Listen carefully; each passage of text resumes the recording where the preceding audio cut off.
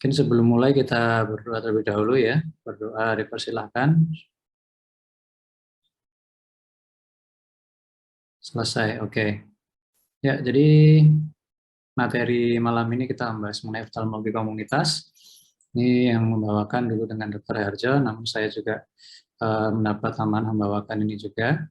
Jadi kita pelajari mengenai oftalmologi komunitas ya. Itu adalah kegiatan-kegiatan dokter mata yang berhubungan dengan secara populasi ya, populasi luas. Nanti akan kita lihat. Oke, oke. Jadi yang pertama, upaya-upaya kesehatan itu dari kita memiliki 4 fungsi atau 4 tahapan ya. Yang pertama adalah tahapan promotif, kedua tahapan preventif, ketiga kuratif, dan yang keempat ini rehabilitatif. Oke, dari WHO sendiri, definisi sehat itu adalah sehat kondisi yang holistik secara fisik, mental, sosial, dan kesejahteraan. Ini tidak hanya pasien yang tidak punya penyakit saja yang dikatakan sehat, namun juga harus dilihat dari sisi lain ya, secara holistik. Jadi seperti mental, sosial, mungkin juga ekonomisnya juga bisa kita evaluasi. Nah, kemudian ada SKN ini untuk pemerintah. Ini berisi bentuk dan cara penyelenggaraan pembangunan kesehatan di Indonesia ya. Oke, kemudian di Indonesia ini ada beberapa penyakit yang harus diberantas. Yang pertama adalah penyakit dengan angka kesakitan dan kematian yang tinggi. Yang kedua, penyakit yang dapat menimbulkan wabah. Yang ketiga, penyakit yang menyerang ibu, anak, bayi, dan angkatan kerja. Yang keempat, penyakit pada daerah pembangunan sosial ekonomi. Yang kelima, adanya metode dan teknologi efektif ini yang harus dibangun ya. Kemudian yang keenam, penyakit yang berdampak internasional. Oke, kemudian kalau dari mata ya, kira-kira apa ya yang di mata ini? Jadi kalau mata ini puncaknya tentunya adalah kebutaan ya. Jadi kebutaan itu sangat berpengaruh pada kegiatan sehari-hari. Jadi merupakan sebuah masalah bagi si penderita dan keluarga. Apabila ini terjadi pada si pencari nafkah utama, itu akan mengurangi produktivitasnya sehingga kesempatan kerja akan berkurang, kemudian kesejahteraan keluarga juga pasti akan menurun. Ya, jadi harus diawasi ya seperti ini. Nah, kemudian definisi buta itu sendiri apa? Jadi buta itu dari WHO ya kita ambil definisinya adalah visus itu di bawah 3/60. Yang pertama itu ya. Nah, artinya apa? 3/60 ini adalah apabila kita orang normal melihat sebuah objek, itu orang normal bisa melihat dalam jarak 60 meter ya. Jadi di sini biasanya menghitung jari itu pada orang normal 60 meter itu masih tampak ya jarinya. Namun pada pasien ini dia hanya bisa tampak jaraknya 3 meter, jadi harus sangat mendekat sehingga penglihatannya sangat buruk ya. Orang normal dari 60 meter dia bisa melihat, pada pasien ini hanya dari 3 meter saja dia bisa melihat. Kalau mundur semakin jauh itu sudah tidak kelihatan. Nah, di sini yang diartikan visus di bawah 3/60 ini berarti visusnya lebih jelek dari 3/60 ya. Artinya 2/60, 1/60, dan sepertiga ratus, kemudian light perception dan no light perception atau buta total ya. Nah, kemudian catatan lainnya adalah visus pasien yang seperti ini tidak dapat dikoreksi dengan kacamata, sehingga sudah dibantu dengan kacamata, dicoba ternyata tidak bisa membaik, berarti dia sudah masuk dalam kategori orang buta. Nah, kategori lainnya adalah adanya lapang pandang yang lebih kecil dari 5 derajat. Kalau kita review sedikit mengenai lapang pandang itu sebetulnya luas sekali ya. Kalau lapang pandang sisi temporal kita, sisi luar ya, itu bisa sampai 90 derajat. Kemudian sisi bawah inferior bisa sampai 75 derajat. Kemudian sisi nasal dan superior kira-kira 50 sampai 60 derajat. Nah, ini apabila ada pasien yang lapang pandang yang di bawah 5 derajat, kita anggap dia sudah mengalami kebutaan ya. Jadi walaupun visusnya masih 6/6, tapi lapang pandangnya sempit sekali, kita anggap pasien ini sudah buta. Oke, ini penjelasan yang lebih detail ya. Jadi kategorinya ada berdetail lagi ada 5 dan yang buta itu masuk kategori 3 mulai dari kategori 3 sampai 5 ya. Oke, jadi kalau maksimal visusnya 3/60 ya, itu dianggap sudah buta ya. Oke, seperti penjelasan yang tadi. Oke, kalau yang nomor 5 itu sudah paling jelek ya, tidak ada persepsi cahaya. Jadi artinya apabila kita senter mata pasien, pasien pun tidak akan melihat lampunya. Sudah rusak 100% ya. Oke, kalau kategori 1 dan 2 itu masih masuk visual impairment ya, tapi belum buta ya. Masih gangguan penglihatan saja. Oke, kira-kira di Indonesia ini apa sih penyebab utamanya? Kita tahu kebutaan itu sangat berbahaya. Kemudian kita harus cari tahu nih, kira-kira penyebabnya apa agar bisa kita mencegah ya. Nah, dari survei ada tahun 82 dan 96, itu yang nomor 1 tetap katarak ya. Jadi ini pun um, bisa dibilang serupa dengan kondisi di dunia. Jadi penyebab kebutaan yang apa? Yang perlu operasi itu katarak ya. Sebetulnya yang penyebab kebutaan pertama, kalau tidak salah sekarang itu adalah gangguan refraksi. Itu yang pertama, koreksi. Tapi itu masih bisa kita bantu dengan non-operatif ya, dengan kacamata. Kalau katarak ini dia burdennya lebih tinggi karena harus memerlukan operasi dan tidak semua dokter bisa melakukannya. Oke, kalau koreksi kacamata sebetulnya masih bisa di dokter umum atau mungkin kadang ada refraksionis itu bisa dilakukan. Kalau operasi katarak itu harus di dokter mata ya. Oke, kemudian kedua ada glaukoma, ketiga kelainan retina, keempat refraksi dan kelainan kornea. Ini data kita dapatkan dari Persatuan Dokter Mata Indonesia dan Departemen Kesehatan. Oke, kita lihat di angka kebutaan Indonesia itu sekitar 1,5% dibandingkan semua umur ya. Dan sekitar 16% sampai 27% itu di usia-usia produktif. Oke, kemudian ada survei lagi yang lebih baru yaitu RAB, Rapid Assessment of Avoidable Blindness. Ini dia dilaksanakan mulai 2014 sampai 2016. Dan dia ini merupakan survei standar ya sesuai kriterianya WHO tentang gangguan penglihatan dan kebutaan. Oke. Nah, data populasinya yang diambil adalah usia 50 tahun ke atas. Karena 85% kebutaan itu pada kelompok usia tersebut ya. Jadi kita survei yang sudah tua 50 tahun ke atas dan memang ini belum bisa dilakukan di seluruh provinsi. Kemungkinan karena gangguan SDM juga, infrastruktur dan lain-lain ya. Nah, keterbatasan itu sehingga belum bisa di seluruh provinsi. Tapi sudah lumayan di provinsi-provinsi besar sudah dilaksanakan ya, dan provinsi-provinsi sisanya itu ya, dari 15 itu. Nah, kemudian ditemukan prevalensi kebutaannya itu adalah 3% ya untuk orang usia 50 tahun atau lebih. Oke. Nah, sama penyebab kebutaannya sama dengan survei-survei sebelumnya. Nomor 1 adalah katarak ya. Kebutaannya sekitar 77,7% itu dari semua penyebabnya adalah katarak. Kemudian kalau kita ikutkan juga kriteria gangguan penglihatan ya. Jadi gangguan penglihatan ini adalah di atasnya yang buta tadi sampai visusnya di bawah 6/18. Itu paling banyak memang kelainan refraksi. Ya, jadi ini perlunya survei mengenai kacamata. Apalagi zaman sekarang semakin banyak ada yang dinamakan juga miopia ya, booming miopia. Teorinya beberapa mengatakan karena terlalu banyak aktivitas melihat dekat ya. Kemudian ada teorinya membuat bola mata makin besar dan akhirnya makin cenderung minus matanya. Oke, kemudian dari RAB tersebut ya, dia meneliti lebih lanjut mengenai kenapa katarak ini masih menjamur atau masih banyak belum diobati ya.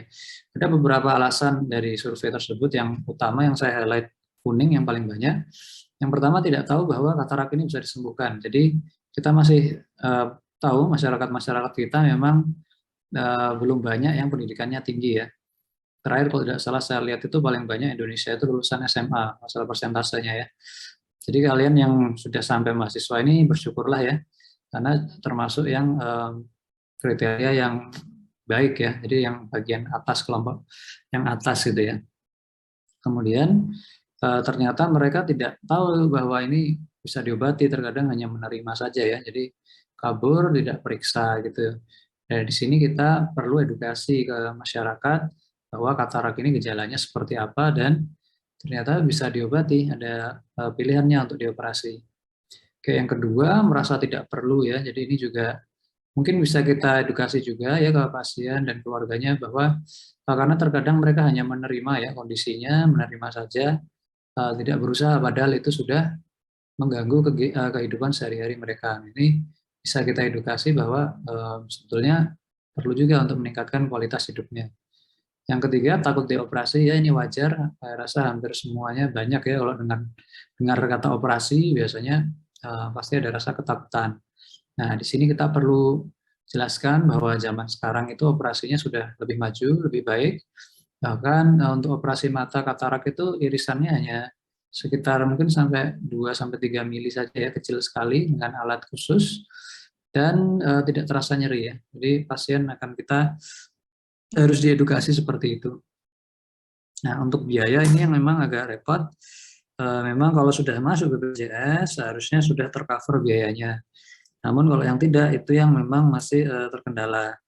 Nah, itulah perlunya terkadang kita adakan kegiatan bakti sosial ya, gratis, katarak gratis, operasi katarak gratis. Nah, itu terkadang bisa kita adakan ya dengan kerjasama pihak terkait. Tentunya pada saat COVID tidak bisa kita laksanakan masif, namun sekarang dalam rentang waktu ini COVID-nya saya rasa sudah mulai berkurang, jadi kegiatan-kegiatan tersebut mungkin sudah mulai bisa diadakan kembali. Oke, berikutnya yang lebih jarang adalah tidak ada akses karena sangat terpencil dan ditolak oleh provider. Ini juga tapi ada beberapa kasus yang seperti ini. Oke, untuk morbiditasnya sendiri, penyakit mata ada 10 yang dicatat ya. Yang pertama paling banyak itu kelainan refraksi. Oke, nomor 2 pterygium, nomor 3 katarak, konjungtivitis, kelainan kornea, glaukoma, strabismus atau juling, neurdeolum atau bintitan itu ya, kemudian blefaritis dan atrofi papil ya. Oke. Nah, pemerintah ya atau Indonesia memiliki program juga Vision 2020 sudah lewat ya ini, semoga survei kemarin itu bermanfaat ya. Jadi ada 4 utamanya, targetnya adalah yang pertama slogannya the right to sight. Ini adalah setiap orang berhak untuk melihat ya, dengan penglihatan yang terbaik gitu yang mereka bisa. Kemudian target penyakitnya apa yang harus kita tanggulangi berdasarkan data-data sebelumnya. Yang pertama jelas katarak, kedua gangguan refraksi. Dan setelah itu memang variatif ya. Ini ada trakoma, onkosersiasis, glaukoma dan retinopati diabetika. Kalau yang glaukoma dan retinopati diabetika ini dia biasanya usia tua juga dan terutama yang terakhir ya retinopati diabetika ini mulai naik ya grafiknya karena kita mungkin semakin banyak lifestyle makan yang tidak terkontrol ya sehingga gulanya itu juga tidak rendah ya, kebanyakan orang jadi ada kelainan-kelainan hiperglikemia. Oke, kemudian strateginya juga harus cost efektif dan kita harus bekerja sama dengan masyarakat lokal atau organisasi-organisasi non-profit lainnya ya, agar kita bisa menjalankan atau menyebarkan pesan ini dengan lebih efektif. Oke, kemudian program-program pencegahan dan pengobatan penyakit, misalnya kita adanya penyuluhan ya, kemudian melalui program-program radio atau mungkin dari kanal media ya, atau misalnya dari YouTube dan sebagainya, poster itu bisa kita berikan untuk edukasi ke pasien. Oke, tujuannya apa? Harapannya, jadi kebutaan tahun 2004 itu adalah 1% ya. Kita harapkan 0,5% tahun 2020. Nah, ini mungkin belum tercapai, nanti harus kita review ulang lagi. Kemudian mengobati prevalensi penyebab kebutaan, menambah kesadaran dan menambah pelayanan kesehatan, serta kerjasama lintas sektoral juga harus lebih ditingkatkan. Untuk yang jangka pendek, penanggulangan kebutaan katarak ini harus digiatkan, kemudian kacamata ya, atau refraksi ini juga harus. Untuk stratifikasinya terdapat 3 ya tingkatan. Yang primer itu puskesmas yang merupakan lini depannya untuk langsung bersinggungan, kemudian yang sekunder contohnya RS kabupaten ini biasanya sudah rujukan, kemudian yang tersier Ini biasanya rujukan akhir yaitu contohnya rumah sakit provinsi. Ya, jadi ini pengalian dari secondary dan primary. Oke, jadi ini adalah kira-kira program besar di Indonesia. Kemudian kita review ulang ya mengenai community oftalmologi komunitas. Jadi kita tahu tadi ada preventif, promotif, kuratif, dan rehabilitatif. Ya, contohnya beberapa promotif tadi sudah kita bahas sedikit ya mengenai edukasi.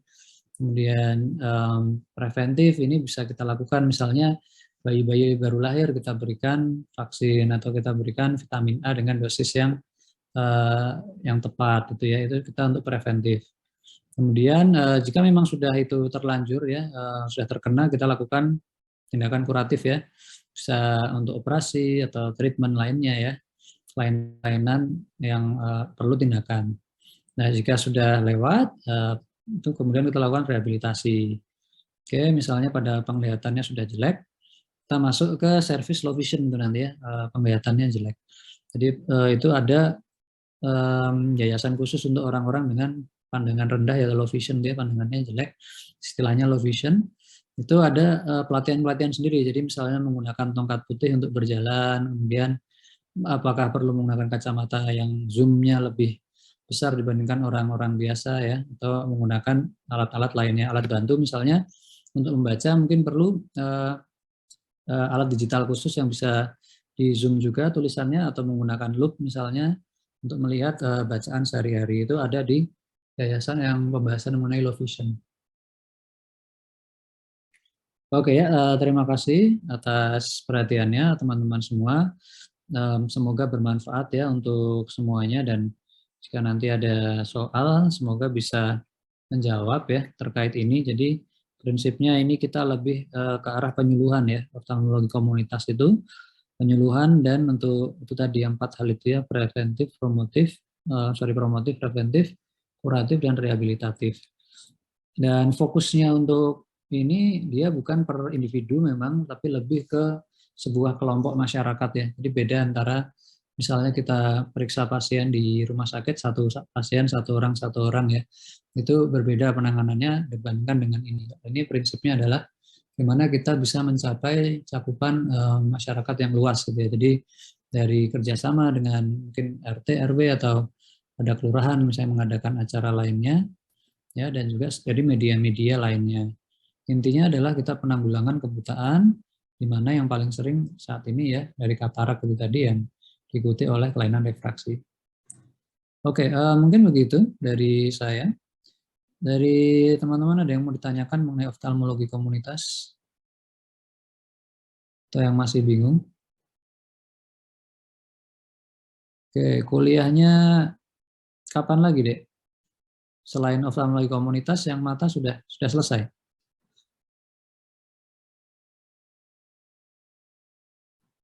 Halo?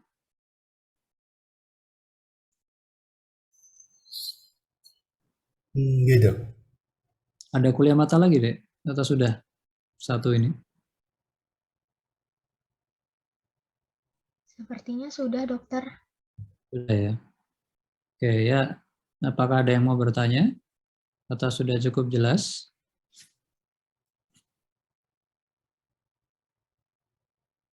Oke, kalau memang sudah cukup jelas ya, tidak ada yang bertanya, mungkin saya cukupkan sekian. Nanti kalau misalnya ada pertanyaan susulan bisa disampaikan ya, misalnya ada yang kurang jelas, nanti disampaikan ke perwakilannya, mungkin nanti bisa saya coba jawab ya. Oke, terima kasih semuanya. Semoga bermanfaat. Selamat beristirahat. Assalamualaikum warahmatullahi wabarakatuh. Waalaikumsalam. Waalaikumsalam.